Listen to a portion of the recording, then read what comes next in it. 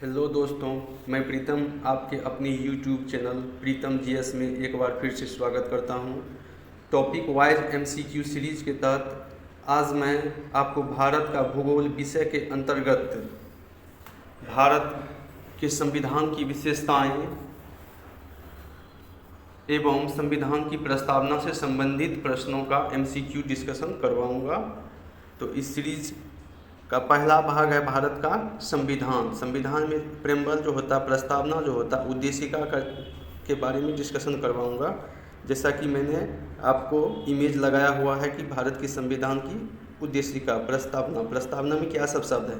इसे हम भारत के लोग भारत को एक संपूर्ण प्रभुत्व संपन्न समाजवादी पंथ निरपेक्ष लोकतांत्रिक गणराज्य बनाने के लिए तथा उसके समस्त नागरिकों को सामाजिक, आर्थिक और राजनीतिक न्याय, 3 प्रकार के न्याय, विचार, अभिव्यक्ति, विश्वास, धर्म और उपासना, 5 प्रकार की स्वतंत्रता, प्रतिष्ठा और अवसर की समानता, 2 प्रकार की समानता प्राप्त करने के लिए तथा उन सब में व्यक्ति की गरिमा और राष्ट्र की एकता और अखंडता सुनिश्चित करने वाली बंधुता बढ़ाने के लिए दृढ़ संकल्प होकर अपनी इस संविधान सभा में आज तारीख 26 नवंबर 1949 ईस्वी मिति मार्ग शीर्ष शुक्ला सप्तमी संवत 2006 विक्रमी को एतद द्वारा इस संविधान को अंगीकृत, अधिनियमित और आत्मर्पित करते हैं।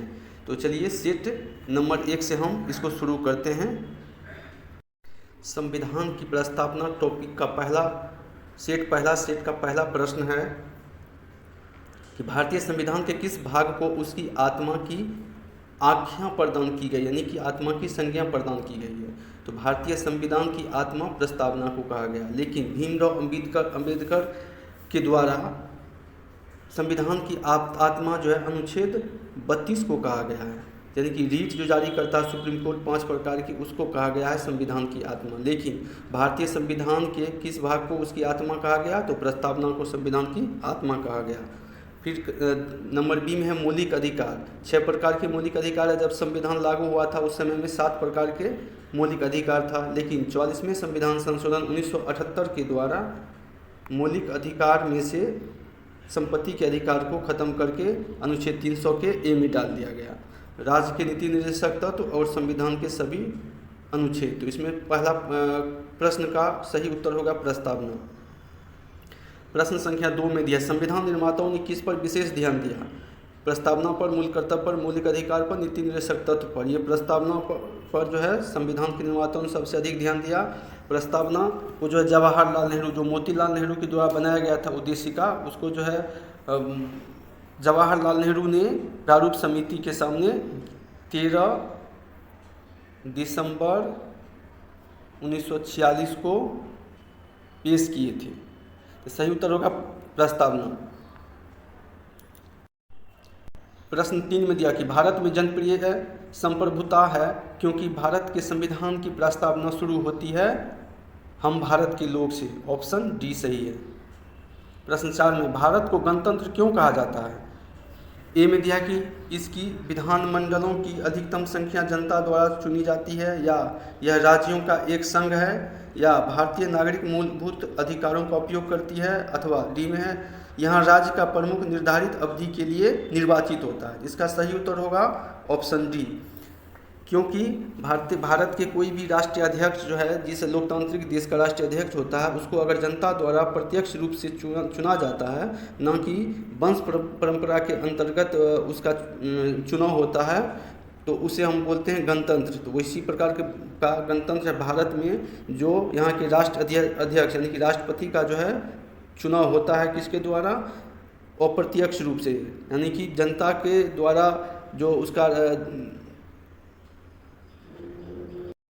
निर्वाचक मंडल का इलेक्शन होता है, इलेक्शन होता है, निर्वाचक मंडल जो है राष्ट्रपति का इलेक्शन करते हैं। नंबर 5 में दिया कि भारत है एक क्या है? धर्मनिरपेक्ष राष्ट्र, या हिंदू राष्ट्र, या हिंदू मुस्लिम राष्ट्र, इनमें से कोई नहीं। सही उत्तर होगा धर्मनिरपेक्ष राष्ट्र। प्रश्न 6 में दिया है कि धर्मनिरपेक्षता का अर्थ क्या होता है? कि राज्य सरकार सभी धर्म के खिलाफ हैं, नहीं, ये गलत है। राज्य सरकार द्वारा एक धर्म को स्वीकार किया गया, ये भी गलत है। राज्य सरकार द्वारा किसी धर्म को स्वीकार नहीं किया गया, ये सही है। तो ऑप्शन सी सही है।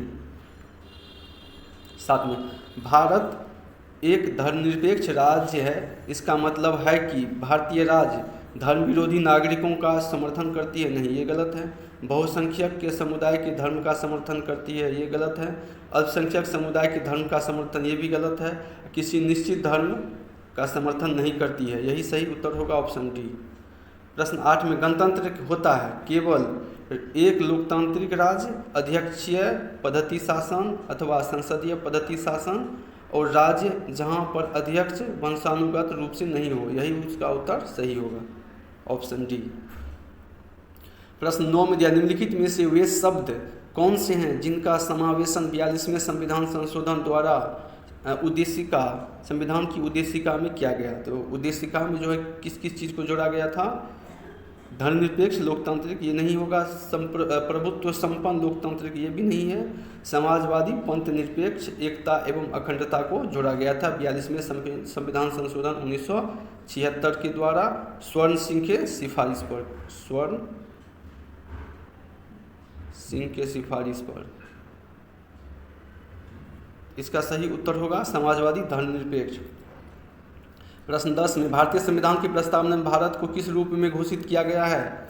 एक सार्वभौम प्रजातांत्रिक गणराज्य, नहीं, एक समाजवादी प्रजातांत्रिक गणतंत्र, एक प्रभुत्व संपन्न समाजवादी धर्मनिरपेक्ष प्रजातांत्रिक गणराज्य, यही उत्तर सही होगा ऑप्शन सी।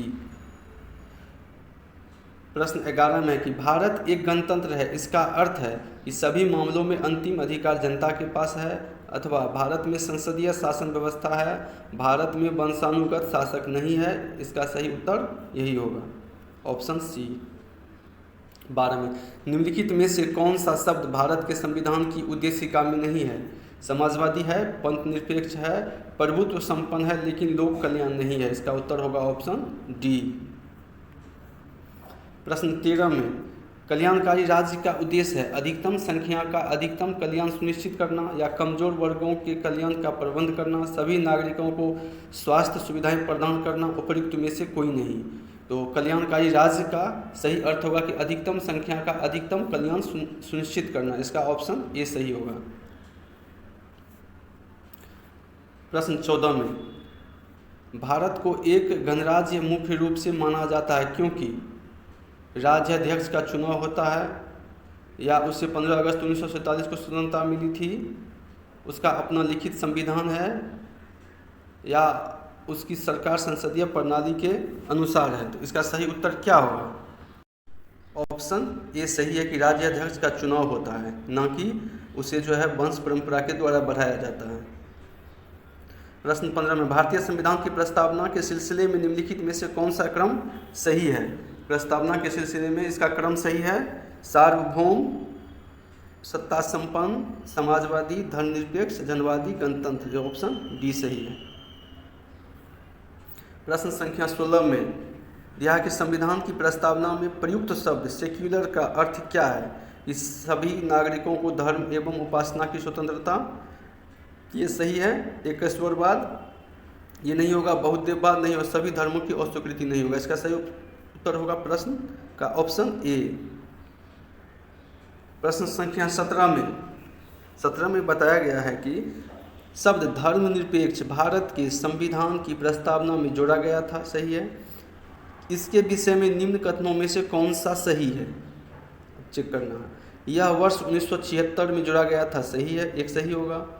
यह 44वें संविधान संशोधन जोड़ा गया, नहीं, ये गलत होगा। 3 में यह 42वें संविधान संशोधन द्वारा जोड़ा गया, ये सही होगा, यानी कि 1 और 3 सही होगा उत्तर, इसका उत्तर ऑप्शन बी। 18 में भारतीय संविधान की प्रस्तावना में लिखित हम भारत के लोग,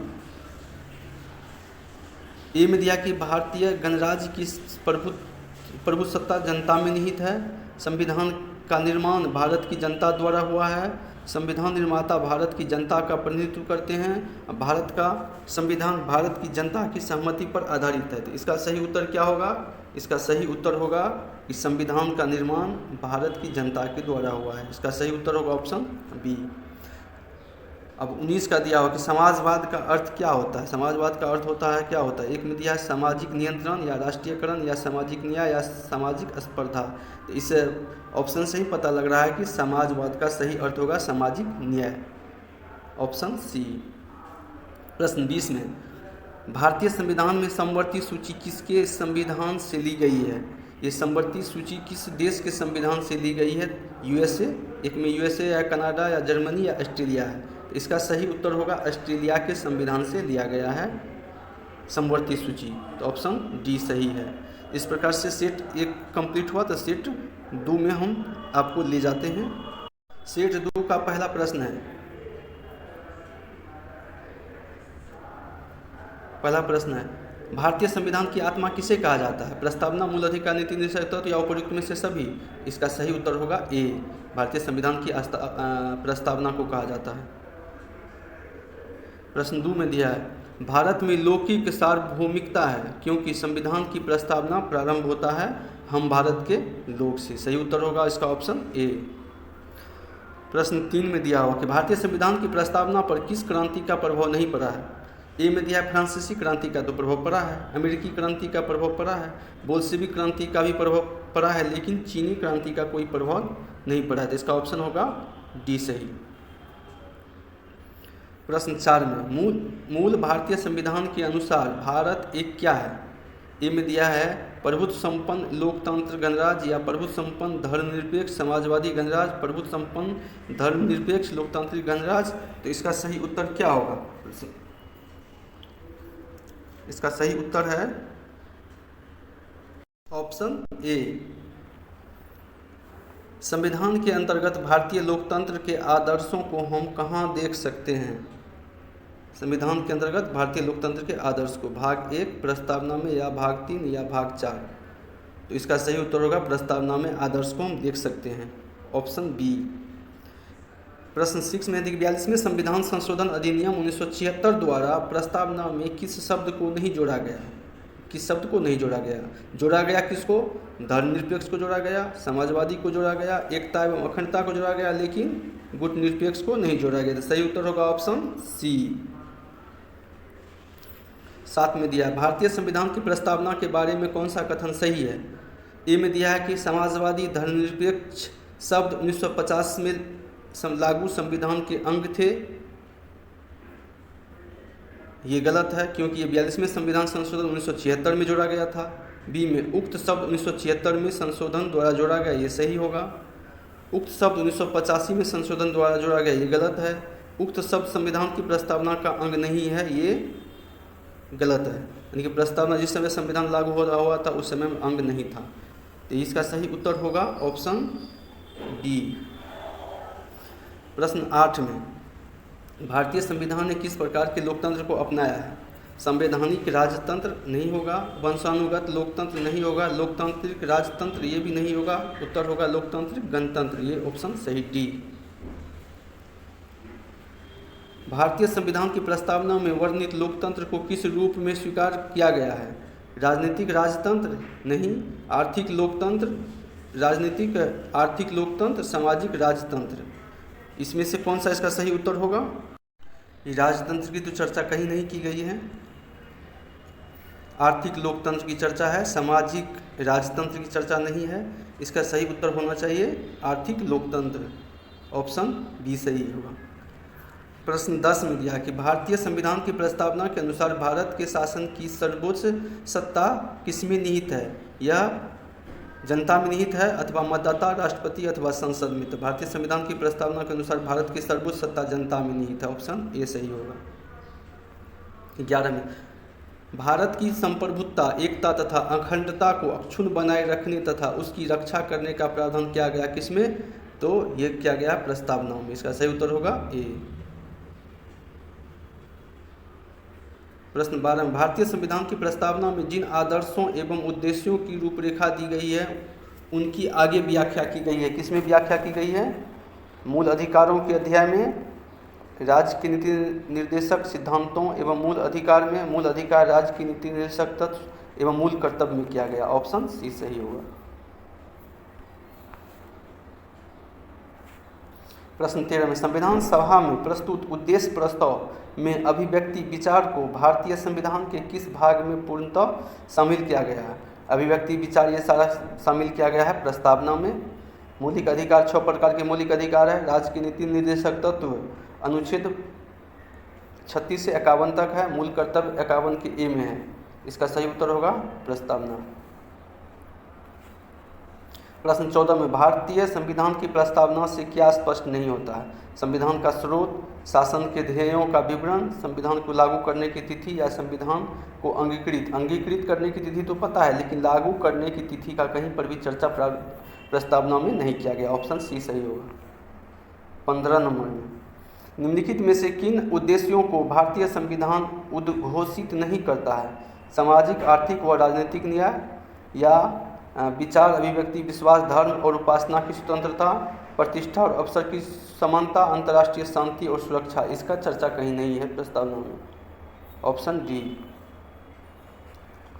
16 में भारतीय संविधान की प्रस्तावना में देश का कौन सा नाम उल्लेखित है? भारत और भारतवर्ष, नहीं ये नहीं है। हिंदुस्तान और भारत और हिंदुस्तान, ये भी नहीं है। भारत और इंडिया, ये उल्लेख किया गया है प्रस्तावना में। सही उत्तर होगा ऑप्शन सी। प्रश्न 17 में भारतीय संविधान किसके द्वारा स्वीकृत है? संविधान सभा द्वारा, या भारत की जनता द्वारा, प्रथम निर्वाचित सरकार द्वारा, भारत की जनता द्वारा? तो भारतीय संविधान किसके द्वारा स्वीकृत है? तो संविधान सभा के द्वारा स्वीकृत है।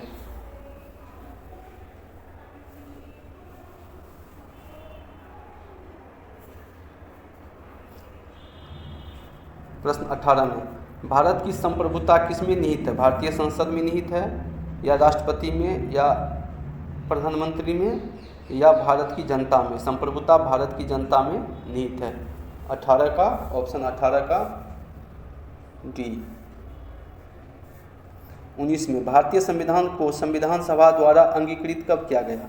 तो जैसे ही हमको पता है कि संविधान जब बनकर तैयार हो गया तो 26 नवंबर 1949 को जो है अंगीकृत कर दिया गया। इसका ऑप्शन ए हो गया। लेकिन लागू किया गया 26 जनवरी 1950 को। प्रश्न 20 में भारत का संविधान पूर्ण रूप से तैयार कब हुआ? तो पूर्ण रूप से तैयार हो गया था, लागू हुआ 26 जनवरी 1950 को, तैयार हुआ 26 नवंबर 1949 को। सही उत्तर होगा ऑप्शन बी। Option B. इस प्रकार से 2 सेट कंप्लीट हो गया। अब तीसरा सेट के पास हम लोग चलते हैं इसके डिस्कशन करने के लिए।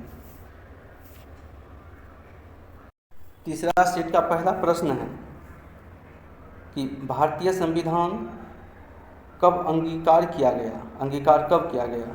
26 जनवरी 1950 को? नहीं, 26 जनवरी 1949 को, या 26 नवंबर 1949 को अंगीकार किया गया। सही उत्तर होगा ऑप्शन सी। प्रश्न 2 में निम्नलिखित में से किस तिथि को भारतीय संविधान लागू किया गया था? लागू किया 26 जनवरी 1950 को लागू हुआ था। तो ऑप्शन ए सही होगा।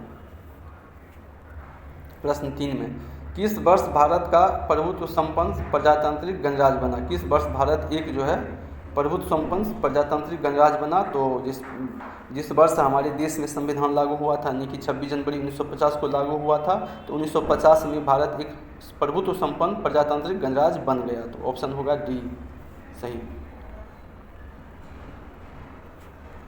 प्रश्न 4 में संविधान की उद्देशिका में कितनी बार संशोधन अब तक किया जा चुका है? केवल एक बार। 42वें संविधान संशोधन 1976 स्वर्ण सिंह के सिफारिश पर जो संशोधन किया गया था, इसमें 3 चीज़ जोड़ा गया: समाजवादी, पंथनिरपेक्ष, एकता एवं अखंडता को जोड़ा गया। इसके अलावा अभी तक संशोधन नहीं हुआ है। इसका ऑप्शन होगा सी।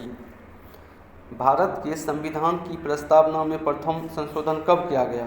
तो अभी पता है 1976 में किया गया। Option C. प्रश्न 6 में दिया हुआ है कि निम्न आवरण हम भारत के लोग भारत को एक संपूर्ण प्रभुत्व संपन्न समाजवादी पंथ निरपेक्ष लोकतांत्रिक गणराज्य बनाने के लिए तथा उसके समस्त नागरिकों को सामाजिक, आर्थिक और राजनीतिक न्याय, विचार, अभिव्यक्ति, विश्वास, धर्म और उपासना की आज़ादी और प्रतिष्ठा और अवसर की समानता प्राप्त कराने के लिए तथा उन सब में इनकी प्रस्तावना का जो चर्चा किया गया है, तो इसमें कहा गया है कि किस तिथि को अंगीकार किया गया, आत्मर्पित किया गया। तो इसकी चर्चा है 26 नवंबर 1949 को। तो सही उत्तर होगा 26 नवंबर 1949। प्रश्न 7 में संविधान की प्रस्तावना सभी भारतीय नागरिकों को निम्न में से कौन सा एक उपलब्ध कराने के लिए वायदा नहीं करता है? सामाजिक न्याय, राजनीतिक न्याय, विचार की स्वतंत्रता, पूजा के बारे में जो है नागरिकों को यह उपलब्ध नहीं कर पाता, ऑप्शन डी। 8 में 26 नवंबर 1949 को अंगीकृत भारतीय संविधान की प्रस्तावना में शब्द सम्मिलित नहीं थे। क्या नहीं थे? तो समाजवादी भी नहीं थे, पंथ निरपेक्ष नहीं थे, अखंडता भी नहीं थे। तो 1, 2, 3 ये तीनों नहीं थे।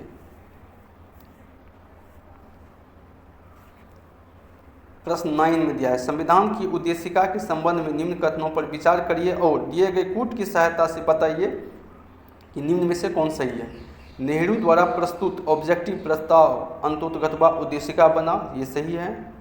इसकी प्रकृति न्याय योग्य नहीं है, इसका संशोधन नहीं किया जा सकता है, संविधान के विशिष्ट प्रावधानों को रद्द नहीं कर सकता है। तो इनमें से कौन सा कूट के द्वारा सही है? इसका सही उत्तर होगा 1, 2, 4। 1, 2, 4 यानी कि तीसरा गलत होगा, इसका संशोधन नहीं किया जा सकता। हाँ, इसका संशोधन किया जा सकता है। 42 में संविधान संशोधन 1976 किया गया था, इसलिए वो गलत है। बाद बाकी तीनों सही है।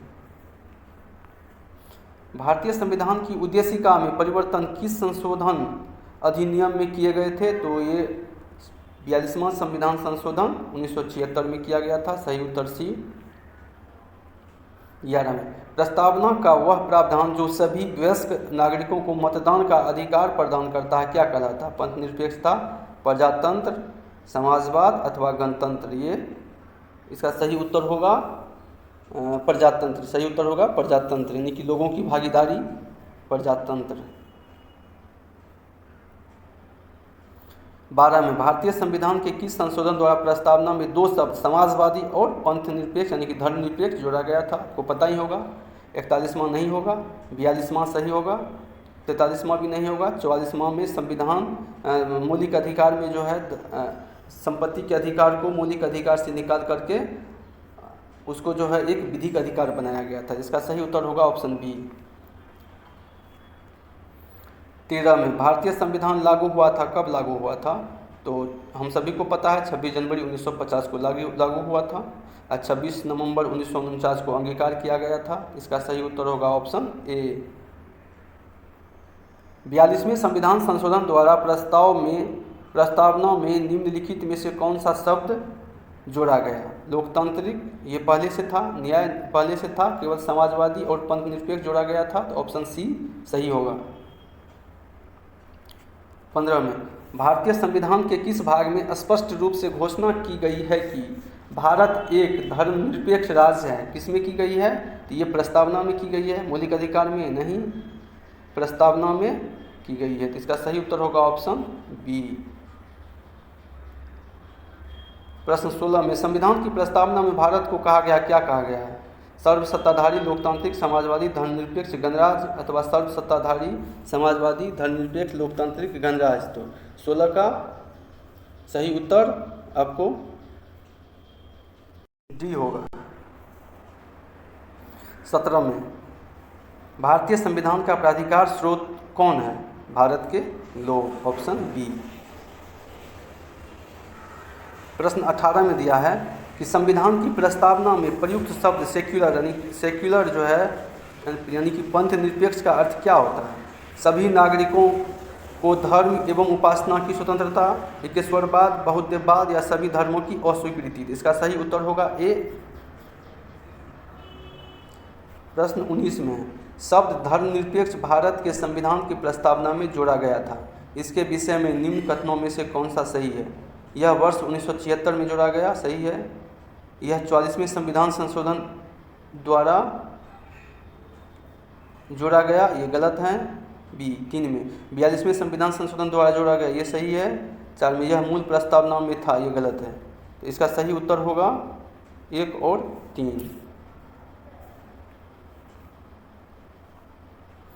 20 में भारतीय संविधान की प्रस्तावना में लिखित हम भारत के लोग we the people of India से क्या अर्थ निकलता है? ये भारतीय गणराज्य की प्रभुत्व सत्ता जनता में निहित है या संविधान का निर्माण भारत की जनता द्वारा हुआ है, अथवा सी में दिया हुआ कि संविधान निर्माता भारत की जनता का प्रतिनिधित्व करते हैं। अब भारत का संविधान भारत की जनता के सहमति पर बनाया गया।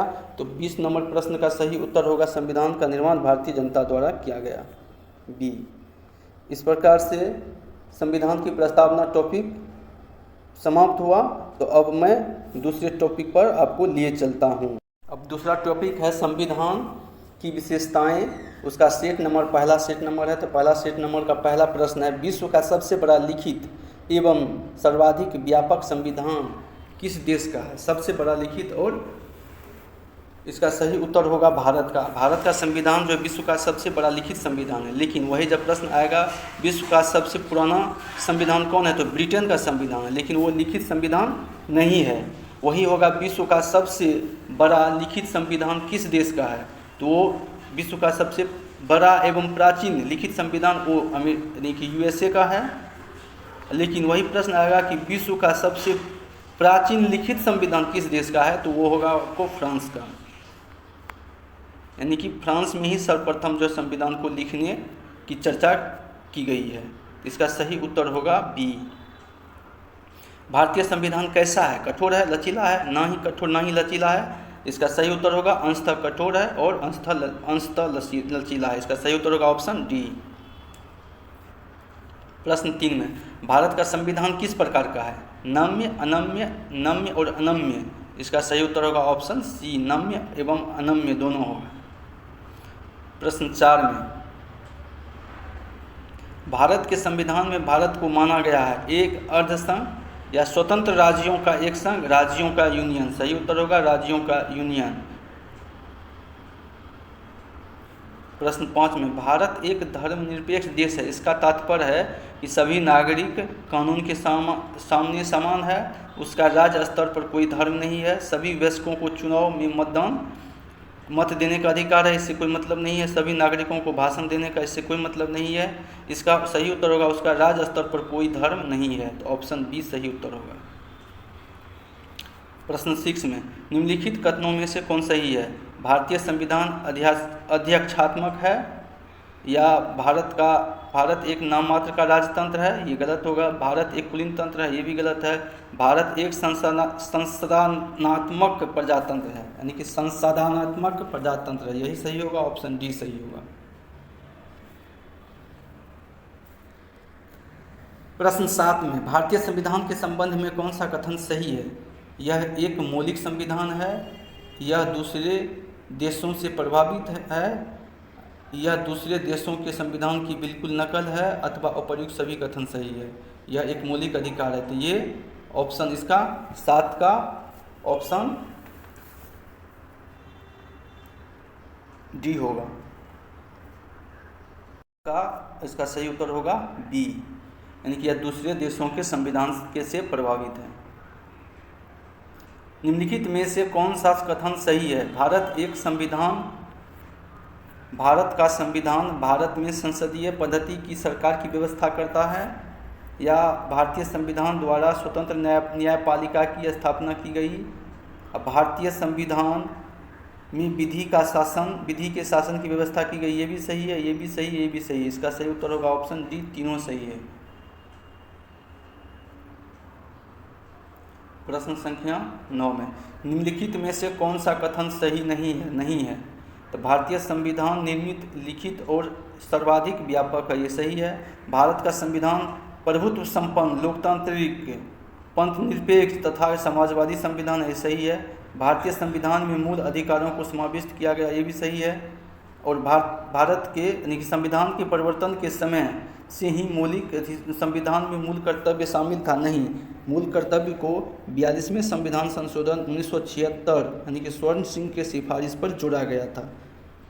पहले 10 था, अभी वर्तमान में 11 मूल कर्तव्य है। इसका सही उत्तर होगा डी। प्रश्न 10 में, निम्नलिखित में से कौन सा कथन सही है? भारतीय संविधान में कई विदेशी संविधान के तत्वों का समावेश किया गया, ये सही है। भारतीय संविधान एकल नागरिकता का प्रावधान करता है, ये भी सही है। भारतीय संविधान वयस्क मताधिकार की व्यवस्था करता है, ये भी सही, यानी कि 18 वर्ष से अधिक आयु वर्ग के लोग ही मतदान कार्य में भाग ले सकते हैं, मत डाल सकते हैं। तो इसका सही उत्तर होगा ऑप्शन डी, सभी सही है। 11 में, भारत का संविधान कैसा है? अत्यंत लचीला है अथवा अत्यंत कठोर है? कठोर कम, लचीला अधिक है? कठोर अधिक, लचीला कम है? नहीं, कठोर कम है, लचीला अधिक है। ऑप्शन सी सही होगा। 12 में, भारतीय संविधान का स्वरूप किस प्रकार का है? एकात्मक है या पूर्ण संघात्मक है या संरचना में संघात्मक, भावना में एकात्मक, भावना में संघात्मक, संरचना में एकात्मक? इसका सही उत्तर होगा आपको सी, संरचना में संघात्मक और लेकिन भावना में एकात्मक।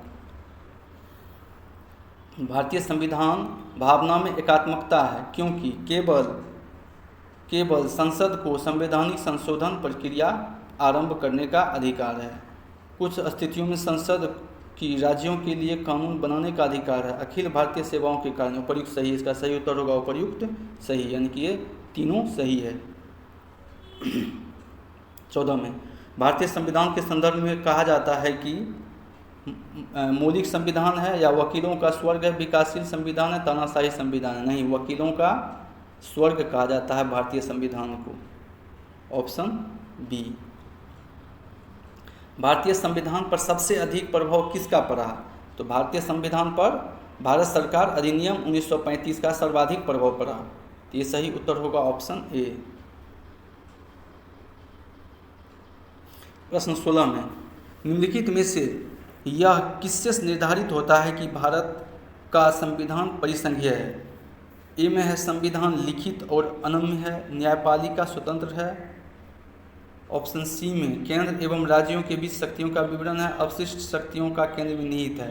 तो किस कारण से यह है? तो इसका सही उत्तर आपको होगा कि संविधान लिखित और अनम्य है। ये गलत दिख रहा है, न्यायपालिका स्वतंत्र। इसका सही उत्तर होगा केंद्र एवं राज्यों के बीच शक्तियों का वितरण है। तो नेक्स्ट 17 नंबर का होगा कि भारत में प्रजातंत्र इस तथ्य पर आधारित है कि संविधान लिखित है, यहाँ मौलिक अधिकार प्रदान किए गए हैं, जनता से सरकारों को चुनने तथा बदलने का अधिकार है, यहाँ राज्य की नीति निर्देशक तत्व है। तो क्वेश्चन है कि प्रजातंत्र किस पर आधारित है? तो इस पर होगा कि जनता के द्वारा सरकारों का चुनाव किया जाता है। तो ऑप्शन इसका सी सही होगा। भारतीय संविधान में 300 से अधिक आर्टिकल्स हैं, 350 से अधिक आर्टिकल्स हैं, 400 से अधिक है अथवा 500 से अधिक है? तो इसका सही उत्तर होगा 350 से अधिक है। तो 395, 396 से अधिक आर्टिकल्स अभी बने हुए। 395 वर्तमान में 395 से अधिक है, लेकिन गिनती में अधिक है, लेकिन 395 ही अभी तक भी अनुच्छेद है। सही उत्तर होगा 350 से अधिक। 19 में भारत में किस प्रकार की शासन व्यवस्था है? अमेरिकी अध्यक्षात्मक प्रणाली अथवा ब्रिटिश संसदात्मक प्रणाली, फ्रांसीसी अध्यक्षात्मक प्रणाली या सामूहिक मंत्रिमंडलात्मक प्रणाली? तो इसका सही उत्तर होगा ऑप्शन बी, यानी कि ब्रिटिश संसदानात्मक प्रणाली। प्रश्न 20 में दिया है कि भारतीय राजनीतिक व्यवस्था में इनमें से कौन सर्वोच्च है? सर्वोच्च न्यायालय, संविधान, संसद या धर्म? तो संविधान सर्वोच्च है, ऑप्शन बी सही है। और सुप्रीम कोर्ट जो है संविधान का रक्षक है। इस प्रकार से एक सेट कंप्लीट हुआ, तो दूसरे सेट पर आपको हम लिए चलते हैं। दूसरा सेट का पहला प्रश्न है, भारतीय संविधान के बृहद होने का कारण क्या है? कि इसमें प्रश्न ऑप्शन ए में है कि इसमें अनेक संविधानों के अनुभव समाविष्ट हैं, इसमें विस्तृत प्रशासकीय प्रावधान है, यह एक बड़े देश के शासन से संबंधित है, या इसमें संघ तथा राज्य दोनों सरकारों का संविधान है? तो इसका सही उत्तर आपको इसका सही उत्तर होगा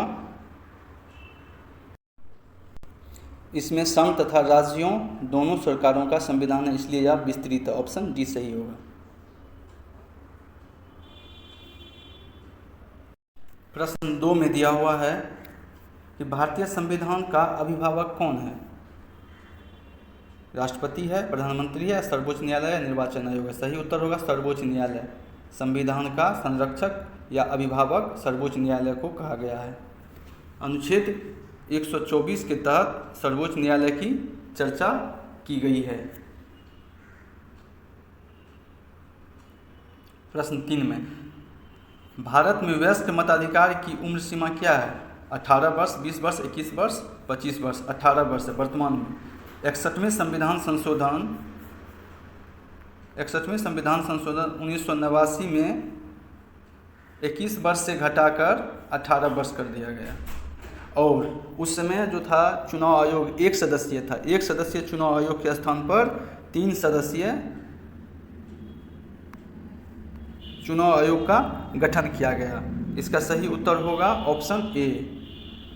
प्रश्न 4 में भारतीय संघीय व्यवस्था की एक विशेषता है दोहरी नागरिकता, संविधान की सर्वोच्चता, केंद्र में संपूर्ण शक्तियों का एकीकरण। तो भारतीय संघीय व्यवस्था की एक विशेषता है संविधान की सर्वोच्चता। इसका सही उत्तर होगा ऑप्शन बी।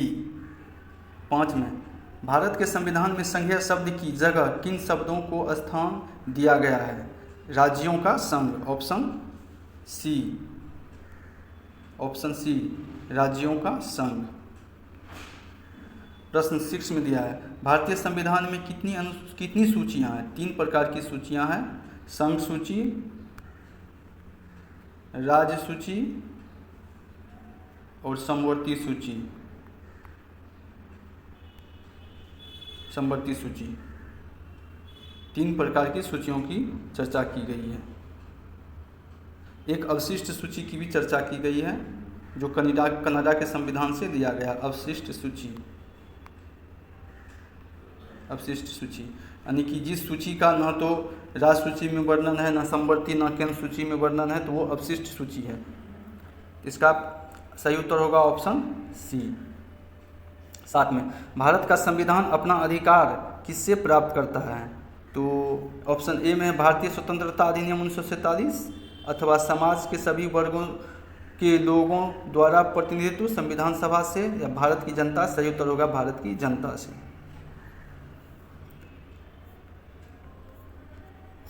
ऑप्शन प्रश्न 8 में भारत में वेद प्रभुसत्ता निहित है किसमें? राष्ट्रपति में, न्यायपालिका में, मंत्रिमंडल में या संविधान में? तो संविधान होगा सही उत्तर।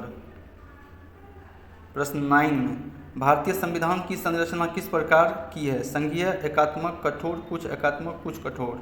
तो इसका सही उत्तर होगा ऑप्शन डी, कुछ एकात्मक, कुछ कठोर। प्रश्न 10 में दिया गया है, क्या दिया गया है कि भारत के संविधान के अधीन निम्न कथनों में से कौन से सही है? 1 में संविधान सर्वोच्च है, सही है।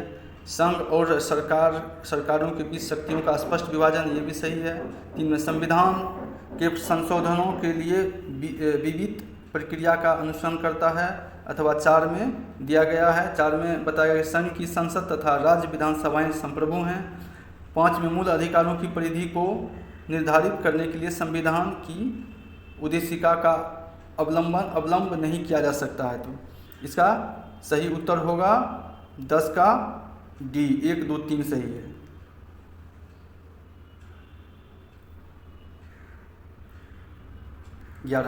लिखित संविधान की अवधारणा ने सर्वप्रथम कहाँ जन्म लिया? तो ये संयुक्त राज्य अमेरिका में लिया गया। लेकिन विश्व का सबसे प्राचीन संविधान ब्रिटेन का। लेकिन यहाँ पर माफ कीजिएगा कि दिया हुआ कि लिखित संविधान की अवधारणा ने सर्वप्रथम कहाँ जन्म लिया? तो इसका सही उत्तर होगा फ्रांस में। लेकिन वही अमेरिका का जहाँ तक सवाल है तो अमेरिका का संविधान विश्व का सबसे प्राचीन एवं लिखित संविधान है। विश्व का सबसे प्राचीन ब्रिटेन का संविधान है। सही उत्तर होगा ऑप्शन ए। प्रश्न 12 में अध्यक्षात्मक शासन का उदय सर्वप्रथम किस देश में हुआ? तो ये हुआ आपको यूगोस्लाविया में नहीं, मिस्र में नहीं, स्विट्जरलैंड में नहीं, ये अमेरिका में हुआ। सही उत्तर होगा ऑप्शन डी।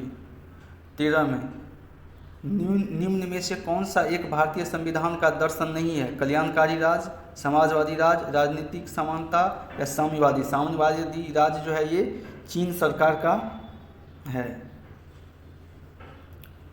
प्रश्न 14 में भारतीय संविधान अर्धसंघात्मक है का इसका कारण है, कथन और कारण है। भारतीय संविधान न तो संघात्मक है और न ही एकात्मक है। इसका सही उत्तर है ए और आर दोनों सही है तथा आर ए की व्याख्या करता है। प्रश्न 15 में इनमें से कौन सा भारतीय संघीय व्यवस्था में एकात्मक तत्व है? 1 में शक्तियों का विकेंद्रीकरण, नहीं, ये नहीं होगा। 2 में राज्यपालों की नियुक्ति, सही होगा। राज्यसभा में असमान प्रतिनिधित्व, न्यायिक पुनरावलोकन, अखिल भारतीय सेवाएं, 5 भी सही होगा। तो 1 तो सही होगा एक गलत है, 2 5। फिर 4 में न्यायिक पुनरावलोकन, तो इसका सही उत्तर होगा 2 सही होगा। 3 में राज्यसभा में असमान प्रतिनिधि 3 होगा, और 5 2 3 5, इसका सही उत्तर होगा ऑप्शन बी।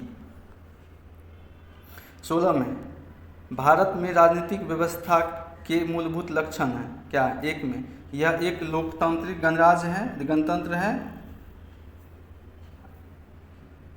इनमें से। उसके बाद 2 में दिया इसमें संसदात्मक रूप की सरकार है। 3 में सर्वोच्च सत्ता भारत की जनता में है, और 4 में यह एक एकीकृत शक्ति का प्रावधान करती है। तो इनमें से कौन सही होगा?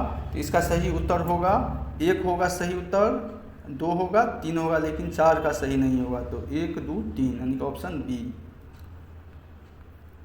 17 में निम्नलिखित में से कौन सी विशेषता भारतीय संघ और अमेरिकी संघ दोनों में साझी है? तो एकल नागरिकता या दोहरी नागरिकता, संविधान में 3 सूचियाँ, संविधान की व्याख्या के लिए संघीय उच्चतम न्यायालय। तो इसका सही उत्तर होगा आपको डी। 18 में निम्न में से कौन भारतीय राज्य व्यवस्था में सर्वोच्च है? सर्वोच्च क्या है भारतीय राज्य व्यवस्था में? संसद बड़ा है, या धर्म सर्वोच्च है, या संविधान, या सर्वोच्च न्यायालय? तो सबसे सर्वोच्च है संविधान, ऑप्शन सी। 19 में भारतीय संविधान को आप किस प्रकार वर्णन करेंगे? ये आकार में मध्यम, बहुत छोटा एवं सुसज्जित, सुसहंत, विश्व के सबसे विस्तृत संविधानों में से एक, या लिखित संविधान नहीं है? इसका सही उत्तर होगा सी। आज का अंतिम प्रश्न है इस सेट का 20वां, कि भारत का संविधान मान्यता प्रदान करता है किसको? केवल धार्मिक अल्पसंख्यकों को? नहीं। केवल भाषाई अल्पसंख्यकों को? नहीं। धार्मिक एवं भाषाई अल्पसंख्यकों को, या धार्मिक, भाषाई एवं निर्जातीय अल्पसंख्यकों को? इसमें इसका सही उत्तर होगा ऑप्शन सी। इस प्रकार से मैंने आपको पूरा सेट करवा दिया। संविधान की प्रस्तावना एवं संविधान की विशेषताएं से संबंधित जितने भी प्रश्न थे, अति महत्वपूर्ण प्रश्नों का मैंने डिस्कशन करवाया। मेरा यह प्रयास कैसा लगा कृपया कमेंट करके बताएंगे।